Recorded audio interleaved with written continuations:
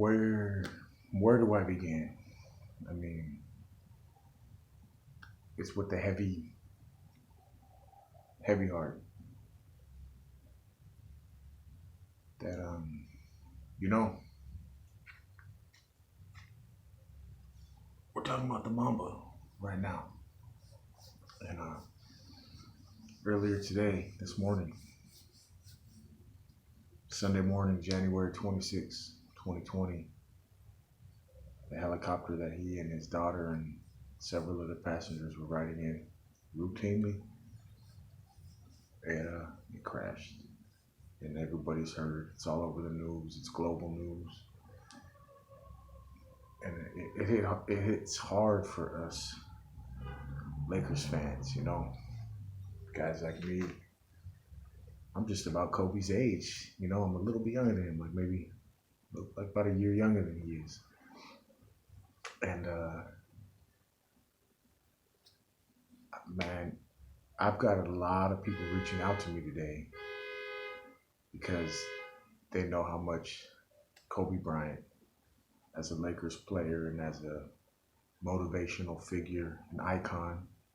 I don't idolize men, but you know, he's one of those sports figures, those athletes, those characters, those men that comes close to reaching that level of admiration for me as a fan of what they do, the work, their career, and being entertainers and sports figures. And it's a different level. But anyways, just people will tell you, I mean, I'm telling you, but people will tell you for me that, I mean, I was already a Laker fan prior to Kobe. I had the fortune of being familiar with who Magic and Kareem and Showtime was. I seen a game here or there. I knew the rivalry. I grew up in the 80s as a little kid, and my dad watched the Lakers and enough for me to know who those people were. And we all wanted to be like Magic, and I loved Kareem as a kid. I remember being sad and crying when Magic announced he had HIV, all that kind of thing, you know. But Kobe came in, and when the squad wasn't really shit, we just barely got Shaq. We had some good pieces, but we weren't going to contend for anything. And we got Shaq, and Kobe came in, and he was like this arrogant. I mean, I related to him. We all related to him. He was our age. He reminded us of us. He liked Tupac, and he had that, swag, as you're calling it now, but he had that, when he came in and he was about to light your shit up. And I guess it was the Mamba mentality before it became what it became, before it was that. And yeah, we related to him. We loved him. I mean, he pissed us off, obviously, infamously, he had that game against Utah where he airballed all those three balls. And I remember being a fan. Like, Nick was on fire. Nick the Quick was on fire that game and started deferring to Kobe and airball after airball. And obviously, he went on to be the legendary basketball player that we're all mourning. We're all saddened by the loss today. Like, it hits us, it goes away, it comes back. It's like,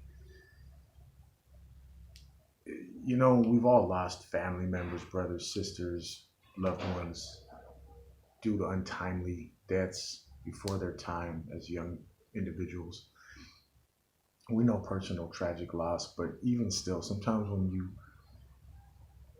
spend so much energy in the realm of outside influences, looking up to sports figures where you're going to buy their jersey, like buy their sneakers, you know what I mean? For someone like me, I won't wear something like that unless it means something to me. So I'm not just going to have any and everybody's jersey or hat or shoe. I don't buy nobody's fucking shoe. You know what I mean? So, I mean, we all know the accomplishments on the court, the arc, the story arc, the character development. It's a great story.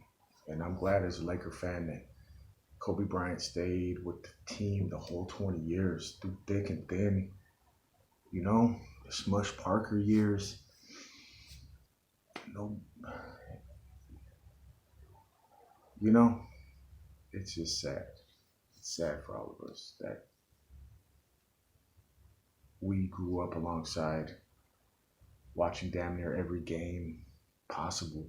I tried to watch I loved watching the Lakers before that. But when we had Kobe and Shaq, and Kobe started becoming his own individual, I knew it. I believed Jerry West. I knew it. I knew it. I believed the hype for that player.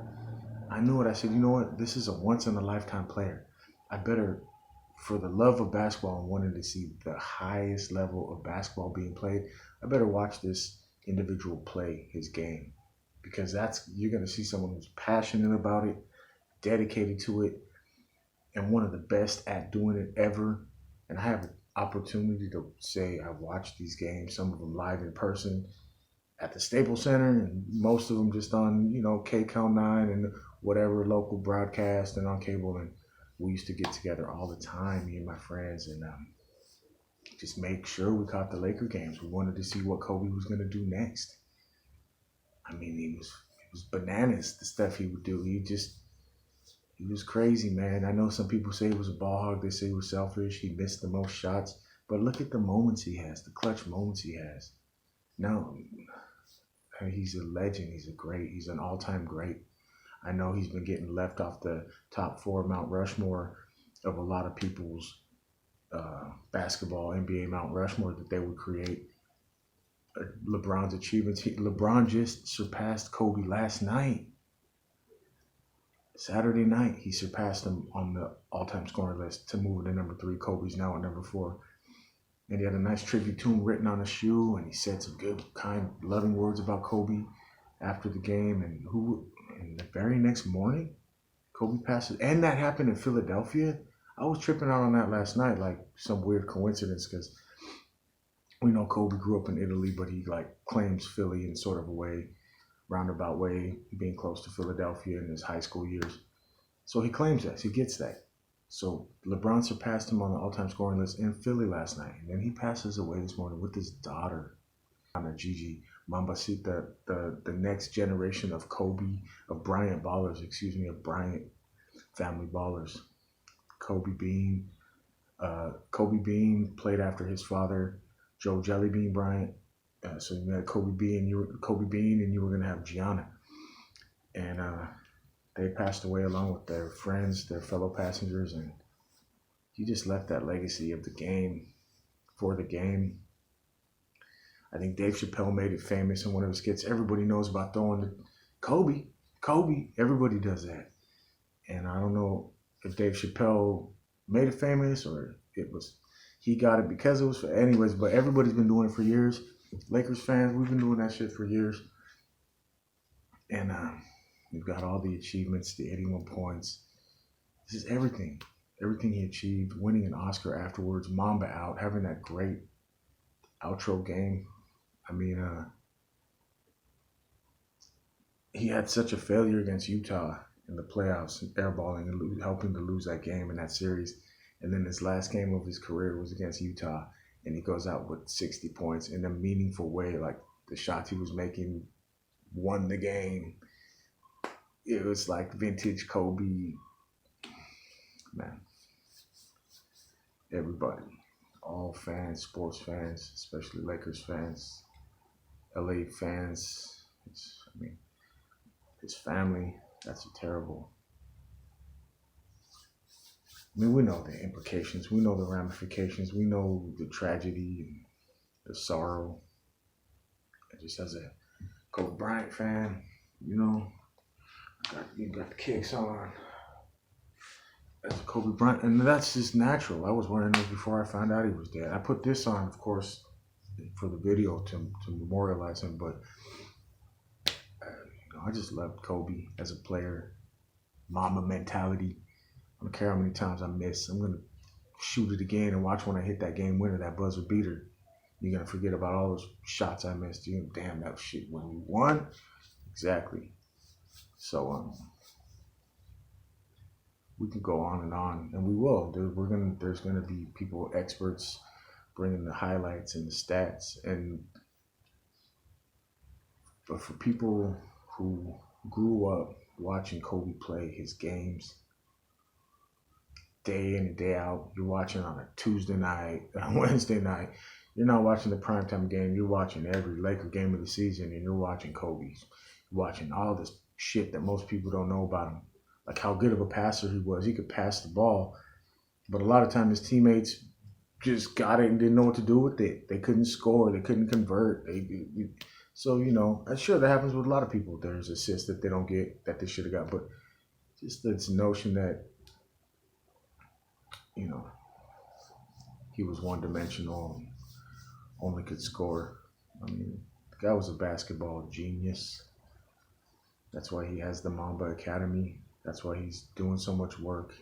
He did Dear Basketball. I mean, the guy loved basketball.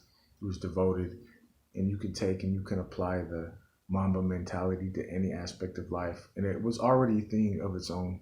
Mamba mentality had already become a thing that went beyond Lakers fans and basketball fans. It went into life, it started actually seeping into the lexicon of what people say.